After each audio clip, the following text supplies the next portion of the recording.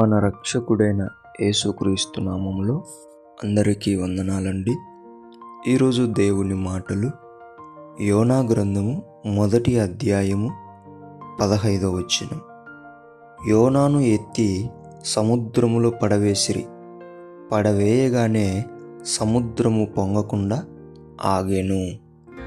ప్రియమైన దేవుని బిడ్డలారా, ఇక్కడ కొంతమంది ఏమి చేయకుండానే సముద్రం వారిని మృంగివేయాలని చూసింది.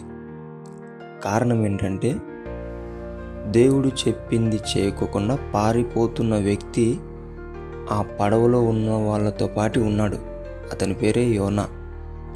ఆ యోనాను ఎప్పుడైతే ఎత్తి సముద్రంలో వేశారో ఆ సముద్రం అంతా ప్రశాంతంగా అణిచివేయబడింది. ప్రాబ్లంను తీసేసుకున్నారు. ఆ పడవ ప్రశాంతత పొందుకుంది. దేవుని బిడ్డలారా, మనము కూడా ఏదైతే తీసివేయాలనో అది తీసివేసేస్తే నీ ప్రాబ్లమ్స్ అణిచివేయబడతాయి. నీ మీదికి తుఫానులాగా వస్తున్న ప్రతి ఇబ్బంది, ప్రతి ఇరుకు, ప్రతి నష్టం కూడా తొలగిపోతుంది. కానీ ఏమి తీసేయాలనో అది తీసేసుకోవాలి. వాళ్ళు కూడా ప్రయత్నించారు, యోనాను సముద్రంలో వేయకూడదు అని చెప్పేసి అనేక రకాల వాళ్ళ ప్రయత్నాలన్నీ చేశారు. కానీ ప్రాబ్లము పెట్టుకొని ఏమి చేసినా అది విఫలమే.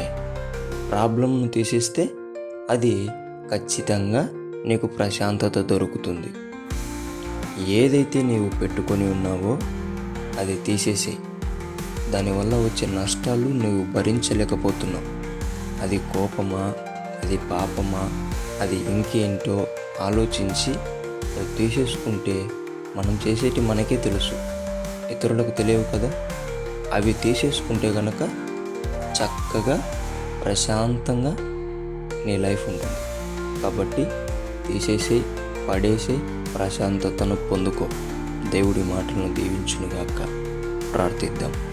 యేసయ్యా, మీకు వందనములు, స్తుతులు, స్తోత్రాలు. ప్రభువా, నీకు నచ్చనివి మా దగ్గర ఏమన్నా ఉన్నాయేమో వాటన్నిటిని తొలగించుకునే శక్తి మాకు దయచేయండి.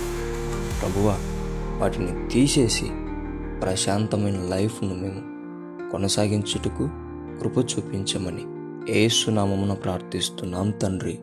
ఆమేన్.